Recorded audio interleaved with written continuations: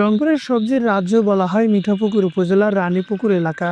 রোববার থেকে বুধবার সকাল পর্যন্ত টানা বৃষ্টিতে এখানকার অধিকাংশ সবজি খেতে পানিতে ডুবে গেছে। এতে দিশেহারা হয়ে পড়েছেন চাষিরা।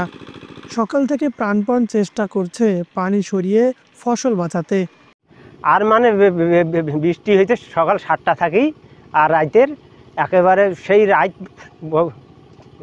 এভাবে চলছে এখন বৃষ্টি সারা রাইতে।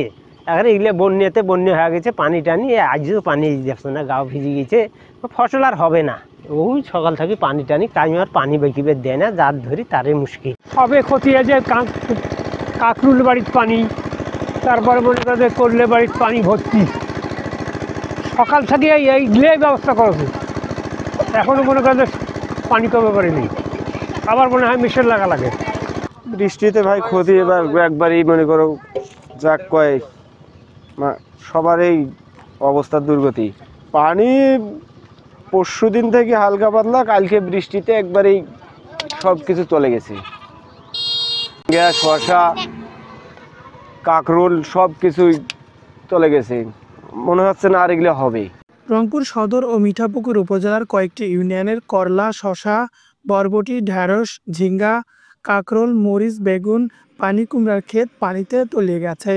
ধার দেনা করে চাষ করা সবজি ক্ষেত লাভ তো দূরের কথা, মূলধন তুলতেই পারবে না বলছেন কৃষকরা।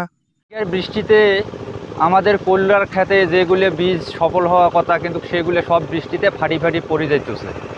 আর মেইন কথা হচ্ছে আমরা কৃষি মানুষ, আলুতে যে একটা সময় পুঁজি নিয়ে খুব সমস্যায় আছি, আবার এই যে কল্যার সময় পুঁজিটা নিয়ে এটাও তো বীজ আর ঘরে তুলতে পারবো না। আমাদের তো এবারকার খুব খারাপ। এখন আর কি করব, এখন মনে করো পানিতে সব ডুবে গেছে। আর এরকম মনে করো 2-4 দিন থাকলে মনে করো নেওয়া যাবে না। অনেক দেন দপা করিয়া মনে করো আবাদ করছি, এখন মনে করো অনেক ক্ষতিগ্রস্ত হয়েছি। আমরা তো এইখানে সিনটা কিনছি, তার বাঁশ সব কিছু কিনে কিষান পাইট দিয়ে কিনছি, 50-60 হাজার টাকার মতো খরচ, সব কিছুর দাম, বাঁশের সিনটার সব কিছু করছি। এখন সব কিছু হয়েছে, এখন বৃষ্টি। কৃষি কর্মকর্তা বলছেন পানি নেমে গেলে কৃষকদের সংখ্যা কেটে যাবে, তবে বৃষ্টি দীর্ঘ হলে ক্ষতির আশঙ্কা রয়েছে। আমাদের এখানে 15 হেক্টর করলা আর অন্যান্য ফসল, আপনার কাঁকরোল আছে, কিছু ঝিঙ্গা আছে, চিচিঙ্গা আছে, ঢেঁড়স আছে, সব মিলে প্রায় 20 হেক্টর জমি এখানে পানিতে নিমজ্জিত।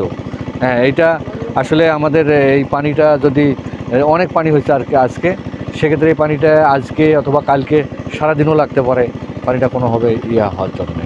হ্যাঁ, তো এইটা হলে আমাদের ফসলে অলরেডি আমাদের কৃষক অনেকটা ক্ষতিগ্রস্ত। এই করলা ফসল নিমজ্জিত পানি সহ্য করতে পারে না। হ্যাঁ, সেক্ষেত্রে অনেকটাই ক্ষতিগ্রস্ত, এবং করলা আসলে চাষিরা এখন ফুললি উঠাইতে পারেনি, শেষ করতে পারেনি, এখনও অনেক সময় ছিল আর কি। রংপুরে প্রায় 100 হেক্টর সবজি ক্ষেত সহ অন্যান্য ক্ষেত পানিতে তলিয়ে গেছে। এতে কৃষকদের প্রায় কোটি টাকার ক্ষতির আশঙ্কা করছেন।